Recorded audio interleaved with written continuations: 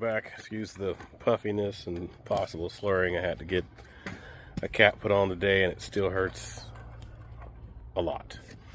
Anyway, so if you remember last week, see if I can get this set up. Last week before, I went and had did some troubleshooting on this Durango here.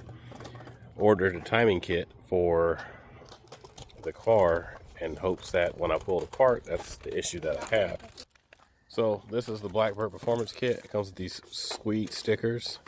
LS Killer, that's a huge claim. And Gen 3 Squadron High Octane Division. Listen, you only get one. I want one of them. Which one do you want? I want the bomb one. That one? Yep. You can have that one. Anyway, so what this does is it removes the cam phaser on the cam gear. Because if you guys are familiar with this process, normally what you do when you cam one of these is you'll take the phaser, which is currently on the car, you'll take it apart and then you'll do like a little stopper deal to limit the time, the movement in the back. You'll swing it back over, bolt it back down with some Loctite, and put it on the car.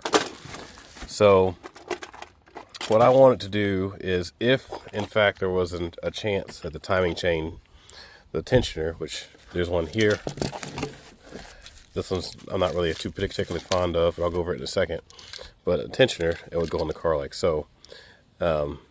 Maybe it's come apart or broken in some way, causing the chain to move. And so I figured before I take all this apart, I might as well order the part I need to replace it. So while I'm in there, I already have it on hand. I talked to Andrew Seagrace, my tuner and Hemi advisor, who has worked with this kit before. He's a big fan of it, so we'll give it a shot. Now, I pay for this with my own money. I'm not sponsored by Blackbird Performance in any way, but if you haven't dealt with this kit before, I figured why not take a chance and explain it a little bit. There's a little washer in here, looks like. And there's a crank gear, which is adjustable. Get this out here, this guy. Oh, it's in there. Here, hold this. This guy here, as you can see, it's got multiple keyways, so you can adjust the timing on the cam accordingly. Then they have their own ARP bolt kit that goes with it for the cam rather. I already have one on the car already, so I don't necessarily need this one, but I'll probably use it because it came with the kit. And then there's of course a tensioner. It's got some looseness in it I'm not really fond of right here, so I'll see about that because I don't try to have this move again. And there's a new chain. So let me see. Sorry. It's fine, buddy. We got the chain here. We got the timing set here.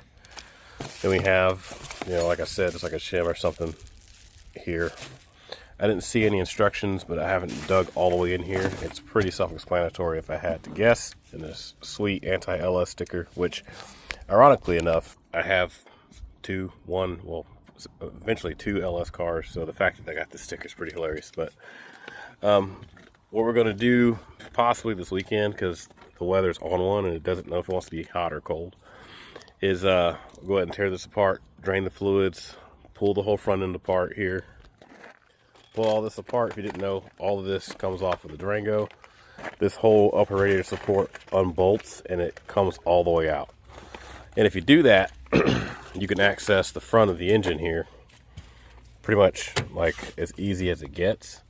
And then, you know, I'll pull the spark plugs out. I did pull the valve covers like I showed you in the last video and took a look at it. Everything looks like it should. I didn't notice anything blatantly wrong, like a bent push rods or springs that are bound really weird, nothing like that. So worst case scenario, I spent a lot of money on a timing set I don't need, whatever. Best case scenario, that's in fact the issue, but it's kind of one of those things. I already have enough cars in pieces. I don't need any more cars in pieces. So based off of the troubleshooting I've done at this point, it just made sense to order what I potentially need. So when I get it apart, I can get it back together, hopefully in the same day, and then see if it'll run. So like I said, the valve train does not have any signs of anything being bound or broken on the head side. So naturally, the next thing we have to check is on the timing side to see if something moved. And if it did, fix it. If it didn't, we got to keep looking. And so, worst case scenario, a rod came apart, which highly unlikely. It's forged stuff. They are Eagle rods, but I mean, Eagle's been around for a long, long time. Yes, it's made overseas, but find me a company that doesn't have stuff made overseas. Exactly.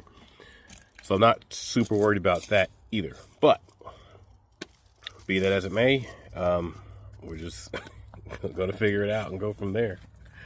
So, anyways, I'm gonna get back to it and go back and play with this guy a little bit and go back inside, and depending on the weather tomorrow, we'll start pulling this thing apart and figuring it out. Because if that's all it is and we can get it fixed with these parts, then that'd be pretty awesome.